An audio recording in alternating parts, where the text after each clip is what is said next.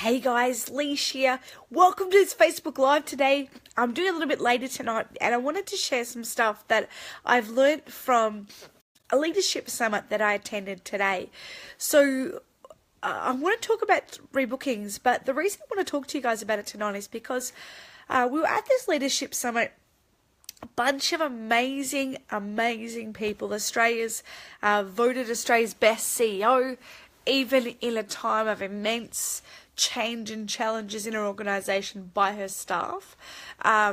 We heard from the likes of Peter Baines, we heard from Andrew Voigt, a bunch of amazing, David Voigt, a bunch of amazing people who've done really cool things. And what I wanted to share with you guys tonight is a little bit of what came through and how this relates to rebookings.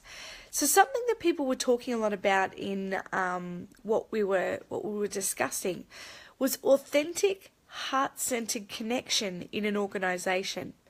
And these guys are mainly speaking to corporates, so a little bit different to the way we operate as therapists, whether we're ourselves or we run a clinic. But basically they were talking about how important it is to have heart-centered authenticity and connection as a therapist, as an employee in an organisation, and how people, having a why is really important. We talked about that earlier this week, but having your personal why and realising why it's important for people to show up in your business.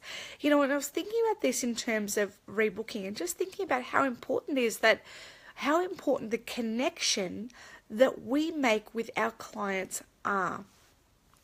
Now, I'm going to use an example that I wanted to share with you guys, and I want you to be aware that this is an example of, like a metaphor that I want to use. I'm not correlating the two, but I want you to think about the time that you would have spent with one of your best friends. So most of the time we hang out with our besties because they are, usually it's proximity, we're close by, maybe we grew up with them, maybe we have something in common. There are lots of different reasons why we have great friends. But with our bestie, if you imagine the amount of time that you've usually spent with each other at some point. Hey Christine, great to have you on here. So imagine that you have spent imagine the amount of time that you've spent with your best friend, right? Now, you'll find that there's times, if you've hung around with them for a long time, you'll finish each other's sentences.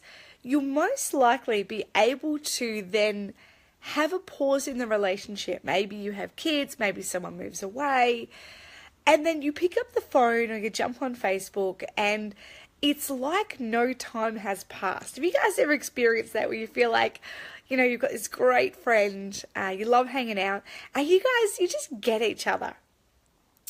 I want you to think for a moment how that happens. I've got one of my best friends, Joanne. I'm very blessed to have a bunch of really special people in my life. And I've got probably 3 friends that I've known for a really long time. Joanne's one of them. I was maid of honour at her wedding, and I'm very excited to be celebrating with her her 3rd pregnancy, which is a very exciting thing. And we met each other at a youth group camp when I was about 16, she's a little bit older than me. And I was excited. I was an only child. I didn't get out much, so the fact that I was going on a youth camp was pretty exciting at 16. And I basically was this hyped up, excited young thing, and I said to this girl, I'm like, "Hi, I'm Leash, want to share a tent?" And she's like, "Yeah, I'm Joe, I've got Coke." And I'm like, "Awesome, I've got lollies." And we've basically been great mates ever since. Now, the thing with Jo and I is we don't see each other much anymore. She actually works for us in Massage Champions, which is awesome. We don't see each other quite as much anymore with young kids and families, and life happens. But we still jump on the phone from time to time when it's not about work, and we talk about, those days of the youth camp or something that we did.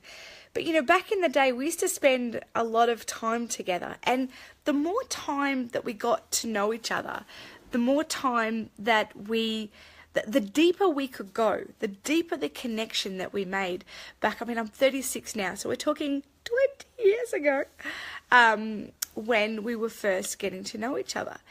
And, I want to use this analogy because I get that we're not friends with our clients, right? I get that. But I want to use this analogy for how important rebookings are to build a client-therapist relationship.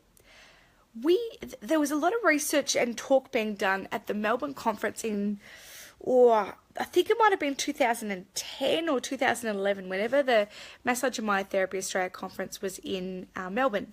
And there was a beautiful lady, I've forgotten her name, but she was talking about the importance of empathy in relation to healing and people's pain levels going down.